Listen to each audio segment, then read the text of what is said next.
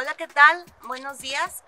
Yo les voy a hablar de lo que son inversiones de lo personal a lo profesional. Mi nombre es Sofía Teresa Delgadillo Díaz, tengo 32 años, nací en la ciudad de Torreón, Coahuila.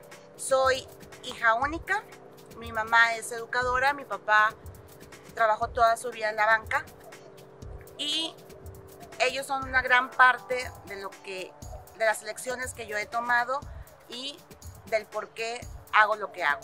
Estudié la licenciatura en Comercio Internacional en la UAL, me gradué en el 2011 y aunque no fue a lo mejor mi primera decisión, creo que casi 10 años después fue la mejor decisión que pude haber tomado. Después de que me gradué, me mudé a Taiwán, donde a la par de aprender el idioma mandarín, estudié la maestría en Administración de Negocios en la Universidad de Providence. En cuanto a los lugares en donde he vivido, durante el tiempo que cursé la carrera, hice un intercambio a Alemania, donde pude perfeccionar el idioma alemán que estuve estudiando cuando tomaba clases de comercio.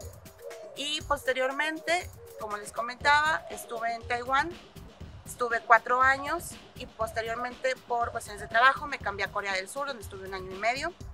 Actualmente resido en Saltillo, que es donde está la sede de mi trabajo, que es Secretaría de Economía de Coahuila. ¿Por qué decidí hablarles de inversiones y por qué creo que tiene un fondo personal a la par del profesional? Francamente, y lo he de reconocer, en la carrera, en la prepa, en la primaria, nunca fui la más inteligente, pero sí tengo una característica que es la perseverancia. Soy muy dedicada e incluso un poco intensa, que muchas veces suele verse como un defecto, pero al día de hoy es lo que me ha dado las oportunidades a las que he aprovechado.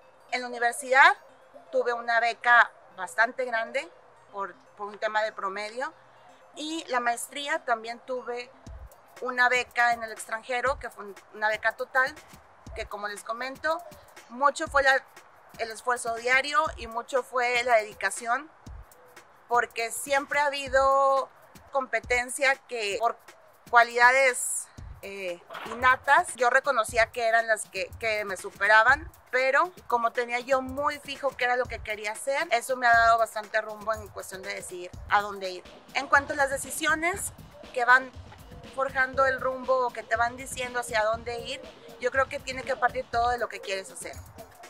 Cuando yo terminé la preparatoria, yo quería estudiar diseño de moda porque era algo que me gustaba bastante, pero lo que tenía claro era que yo quería un trabajo que me dejara viajar, hablar idiomas, conocer otras culturas, y las probabilidades de que el mundo de la moda me llevaran a ello eran mucho menores.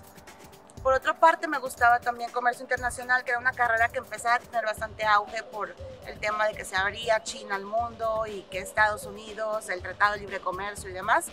Y veo en comercio una oportunidad de explotar las cosas que yo ya venía trabajando, que era lo que quería. Por eso decido inclinarme por comercio internacional. Yo creo que un factor muy importante, y que es el consejo que yo siempre le doy cuando tengo oportunidad a estudiantes, sobre todo si son de la universidad, que creo que te da grandes oportunidades para tu futuro, es invierte en diferenciadores. ¿Qué quiere decir? Si estás en la universidad, si estás en la preparatoria, ¿qué te va a hacer diferente a los demás? Cuando yo me voy a Alemania de intercambio, yo era probablemente de los mejores promedios de la universidad, aquí en Torreón. Y me sentía bastante confiada de saber inglés y alemán.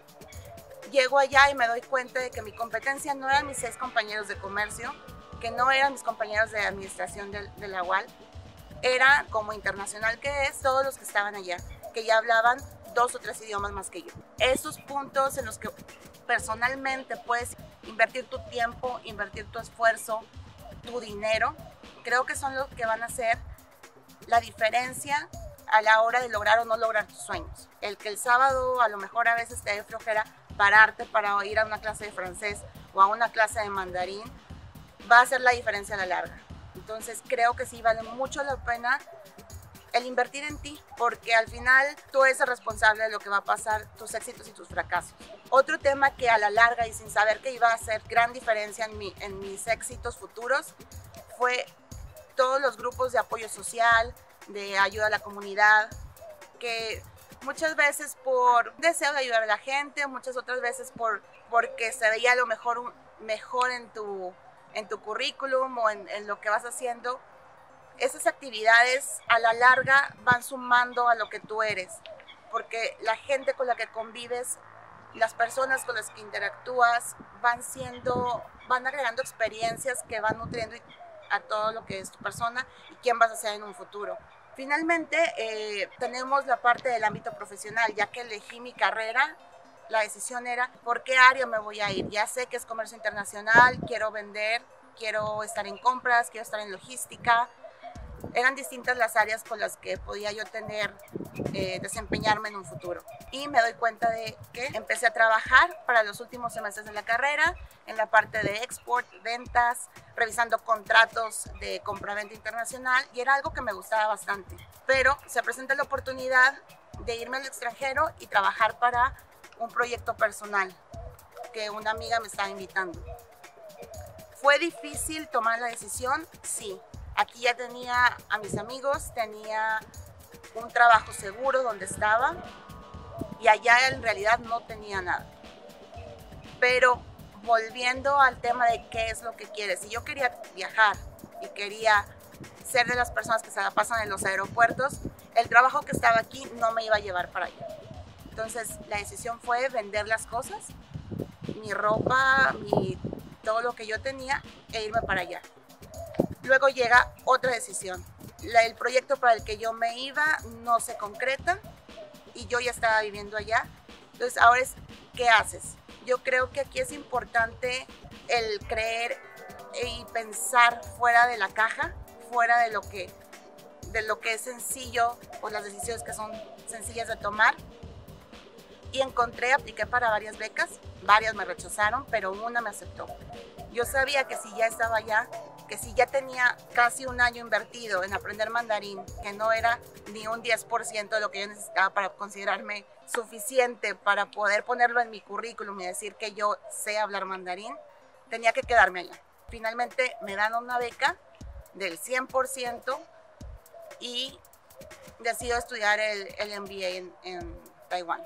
Cuando me graduó de la maestría en Taiwán, me contacta el ex rector de la Universidad de la UAL, el doctor Yamil Darwich, y me dicen que están buscando a alguien del estado de Coahuila que quiera vivir en Asia.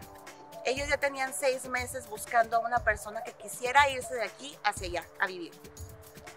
Y por increíble que parezca, no encontraron a nadie que quisiera ir para allá. Me interesa la oportunidad.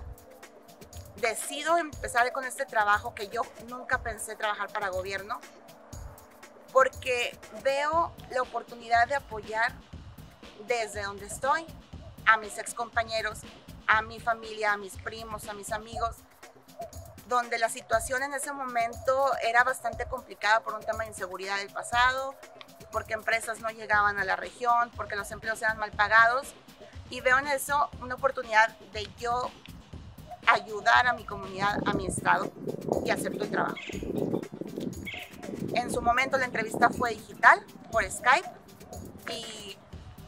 y francamente no sabía yo hasta dónde iba a llegar. Ya han pasado 6 años de esa entrevista. No pensé quedarme tanto tiempo en ese trabajo, pero es algo que le he encontrado muchísimo cariño, y por eso es que les voy a comentar un poco qué es lo que hago. Yo me encargo de promocionar a Coahuila en el mundo. ¿Qué quiere decir esto? Para que haya una empresa instalada aquí y al final un operador pueda llevar a su familia un trabajo, necesitamos traer empresas. Las empresas, algunas sí llegan solas, pero en este mundo donde la competencia está en Vietnam, o está en Honduras, o está en Turquía, o está en Polonia, es necesario ir a buscar y ponerte en el mapa y ponerte enfrente de las empresas y decirle: aquí hay terreno, aquí hay gente trabajadora y aquí tenemos un buen hogar para que tú crezcas. Mi trabajo va desde planear las estrategias de mercadotecnia, planear a qué eventos y ferias internacionales vamos a asistir, todo el tema promocional, material promocional, publicaciones, medios internacionales de sectores industriales en los que tenemos que aparecer. y coordinar giras de trabajo por distintos países con el objetivo de buscar empresas que quieran invertir en Coahuila. Ejemplo de esto, podemos hablar una noticia que fue sonada en la región en el último año, que es la inversión de Milwaukee Tools, una empresa que por cuestiones de logística tenían que invertir en México, siendo el capital chino, aunque la marca sea americana. Entonces, ¿esto qué implicaba? Pues busca a Milwaukee Tools, a su corporativo a China, y en algunas reuniones vas a tener que ir a Estados Unidos. Dale todo el material, toda la información que ellos necesitan, crea las condiciones para que ellos decidan establecerse aquí y así lo hagan. En todas estas ferias, en todas estas giras, la segunda etapa es prospectar qué empresas tienen interés y cómo tratar de acercarlas para que su interés sea real. La tercera parte de todo el proceso es el trabajo. ¿Qué significa esto? ¿Qué información necesitan? Yo lo tengo que conseguir. ¿Qué permisos necesitan? Nosotros tenemos que gestionarlos. Es un proceso también de negociación porque muchas veces y anteriormente, ahora ya no se utiliza eso, era México como país o Coahuila como estado, ¿qué me das para que yo me pueda venir a instalar a Coahuila? Ahora las condiciones son distintas. Coahuila es bastante competitivo, atrae por sí solo ya algunas inversiones y otras, claro que las negociamos para poder cerrarlas, pero toda esa parte del proceso de darle seguimiento es parte también de lo que realizo. Finalmente es la negociación para poder cerrar y anunciar a las empresas que llegan al estado. ¿Cómo llego, cómo uso, cómo aplico todo lo que es la era digital a lo que yo hago? Si bien es cierto que el contacto físico y el encuentro físico nunca va a ser reemplazado, sí hay formas en que podemos eficientar todo el proceso. Es algo que desde mi inicio, cuando fui contratada, hice uso a través de Skype, que fue mi entrevista y mi contratación.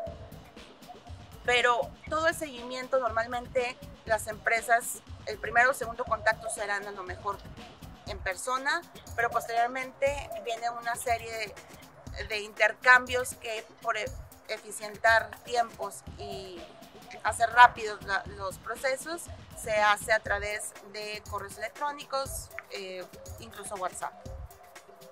Yo creo que aquí volvemos a la parte de lo personal. En las entrevistas de trabajo, en las relaciones personales, independientemente de que todo el mundo, ya sea a través de Zoom o sea a través de llamadas telefónicas, yo a la hora de trabajo, a la hora de contratar a alguien, ¿en qué me fijo? Y esto es una realidad. Parte de la entrevista es que puedan tener una llamada telefónica.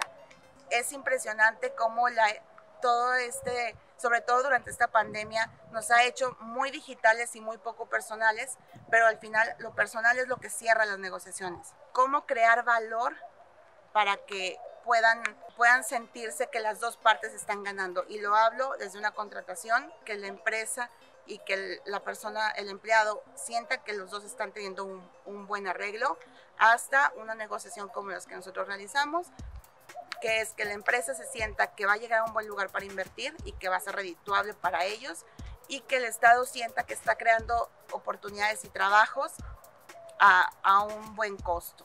Entonces, finalmente, algunos pros y algunos contras de lo que es la era digital. En mi caso, uno o incluso el único de los problemas o el único de las situaciones a las que yo me he enfrentado fue por un tema digital. Tengo 6 años negociando inversiones y el año pasado una empresa se contactó con nosotros porque tenía interés de invertir en Coahuila.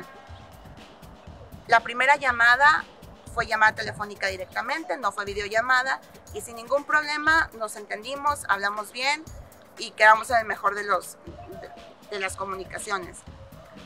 Posteriormente intercambiamos correos electrónicos, y en uno de los correos electrónicos, al querer explicarle las razones por las cuales yo no podía cumplir sus peticiones, la persona me devolvió el correo diciéndome que se sentía ofendido y que estaba decepcionado del trato que le estábamos dando. Para mí, obviamente, fue muy fuerte porque en 6 años jamás lo había experimentado. Pero yo leía y repasaba el correo electrónico y yo no veía de qué forma lo había ofendido. Esto fue en inglés, no fue tampoco en otro idioma que no hubiera tanto control. Finalmente volví a contestar por correo electrónico, ya la relación estaba dañada. ¿Y cómo solucionas eso? Si la persona no puede viajar, tú no puedes viajar, bueno, una videollamada. La videollamada salvó el proyecto. Francamente hay veces que para lograr lo que estás buscando, pues hay que sacrificar a lo mejor un poco de lo que crees en este caso, y pedí una disculpa por el malentendido, porque en realidad fue un malentendido y se logró cerrar el proyecto al final en muy buenos términos. Pero sí es importante saber que aunque son muy eficientes y los correos me han ayudado a cerrar a lo mejor 100 proyectos de inversión, hubo uno que casi se me iba por un detalle a lo mejor de prisa o de no explicarme como yo deseaba. Creo que tienen sus pros y sus cons, y esa es una de las experiencias que finalmente puede salir bien librada, pero fue un poco complicado. Y finalmente me pedían como parte de lo que es el video que les dijera qué mantra o qué frase yo llevo a cabo. Actualmente estoy leyendo un libro que se llama El Club de las 5 de la mañana. ¿Y de qué habla? Básicamente de que los éxitos se construyen a diario para cualquier tipo de cosa, desde una dieta hasta aprender un idioma, hasta darle un seguimiento a un proyecto, incluso cuando estás tú saliendo con alguien, pues son mensajes diarios o son llamadas diarias, son detalles diarios. Entonces de ese tema trata y quiero compartir 5 puntos. Son las 5 verdades científicas de los hábitos excelentes. El primero es que la fuerza de voluntad como práctica constante. La fuerza de voluntad no es algo que tengas de un momento, sino es algo que tienes que estar diariamente, cada minuto, cada segundo practicando. El número 2, la disciplina personal es un músculo. Si llevas una semana haciendo un hábito, es algo que se va desarrollando y cada vez se va haciendo más sencillo. Entonces puedes crear retos más grandes. El 3, la fuerza de voluntad se debilita al fatigarse. Si te das un descanso, si te das 1 o 2 días de un hábito que quieres adquirir, probablemente va a ser mucho más difícil después. Número 4, para que los resultados perduren, el patrón debe seguirse de forma explícita. Todo está, como al final, como les decía en un inicio, en qué es lo que quieres. Si tú tienes esa meta, no puedes hacer algo o dejar de hacerlo, ya que no te va a llevar para donde quieres ir. Y por último, el aumento de autocontrol en un área aumenta el autocontrol en las restantes. Como les comentaba, nunca fui la número 1, ni en la primaria, ni en la secundaria, ni en la carrera, ni en la maestría, pero sí tengo que reconocer que trabajo y el esfuerzo son los que me han dado los resultados que tengo el día de hoy. Entonces creo que alguien que invierte en sí mismo es alguien que al final va a tener resultados en todas las áreas en las que quiera desarrollarse. Creo que es una gran iniciativa, agradezco la invitación a la universidad y cualquier cosa, cualquier pregunta que quieran hacerme, estamos listos para contestar. Muchas gracias.